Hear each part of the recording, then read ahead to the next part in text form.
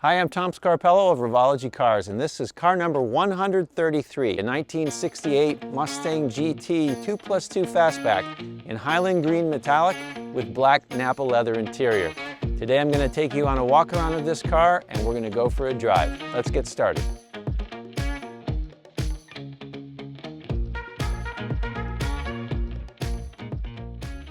Okay, 1968 Mustang GT 2+2 Fastback. At the front, it's equipped with fog lamps. It has the 1968 grille. We use the hood, the deluxe hood, that have the integrated turn signals in them.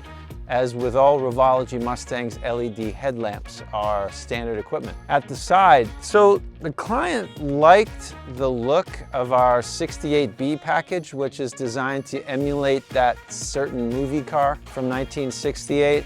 But he didn't want to go all the way like with the painted tail lamp panel and the fog lamp delete. He just wanted to clean the appearance up a little bit, so we deleted the exterior trim from the side, deleted the emblems. We have the torque thrust wheels with the charcoal painted centers, so it's a real clean look.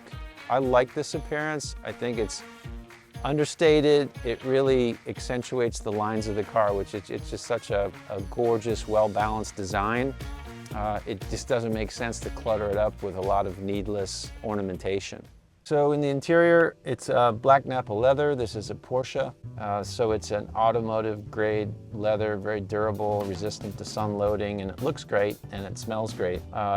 Genuine walnut veneers. We have them laser cut, and then we lay them into the console and the interior trim parts. This is, I think, a pretty good representation of what we do. It's all about consistency and doing the same thing over and over and dialing in a process so that every single car comes out exactly the same. All right, so let's go. Car number 133. So recently we announced our next new product, the 1968 Shelby GT500 KR. It has been quite some time since we launched a new product. You know, there's a couple of reasons. One is we've been working on a backlog. We're currently at about 11 months from order to delivery. It had been over a year, and really our focus was on getting caught up, getting production ramped up. We're going to be moving into a new facility over the next few months, and that additional space and additional equipment that we're buying as part of that move is going to allow us to increase our capacity even further. So at this point, we're able to consider adding new models to the portfolio. The other thing is it just takes a long time to do a new product the way we do them. Sometimes people will ask, why do you only build 65 to 68 Mustang and I can only get the Coyote engine? The reason is that we build an engineered product. We're not doing a bunch of one-off cars. Every car that we build is built on the same platform. It has the same electrical architecture. Everything is designed around that Ford Coyote engine. It's just designed to have consistency in the manufacturing process, and consistency means quality.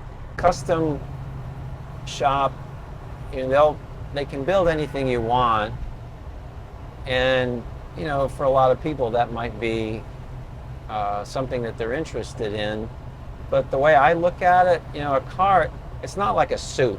Go get a suit tailored and measured exactly for you. You're going to look great in that suit.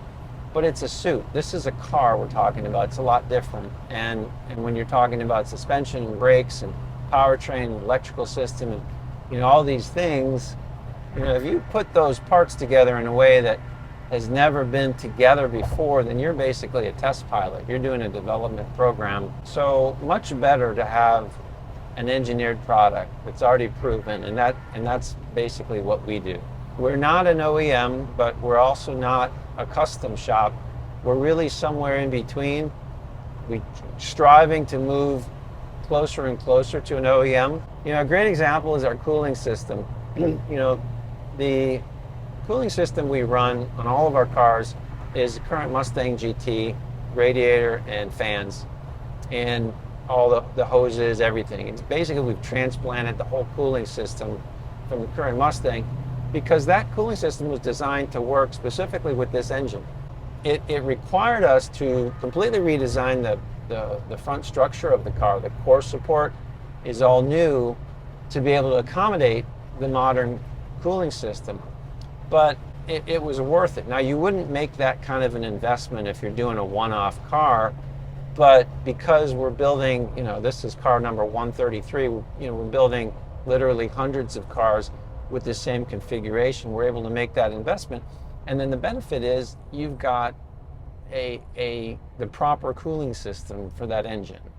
And, we've built, this many cars, we've shipped them all over the world. We've got cars in Saudi Arabia and obviously Arizona, and never, ever had an overheating problem with any car ever in the history of the company.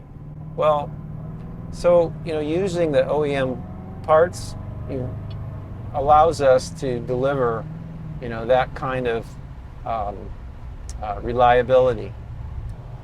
So all this stuff is not immediately obvious by looking at our cars, and that's really the objective. Is, see someone who's not an expert, they look at it and they say, wow, that's a beautiful old Mustang. Yeah, that's exactly the reaction we want to have. But if you are an expert, you know what you're looking at. You're looking at something special. A couple of years ago, we showed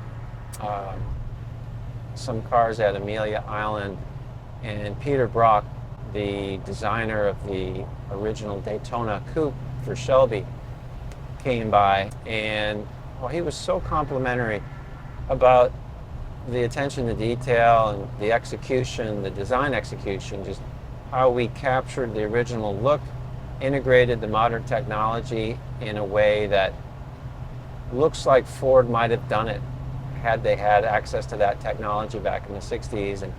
And you work so hard for something for years and years and years, and you put in 12 and 14 hours a day for 7 days a week, and then finally you get some validation of all those efforts. It was really meant a lot. The point of bringing that up is to say that an expert will notice the details. I mean, that's the ultimate endorsement.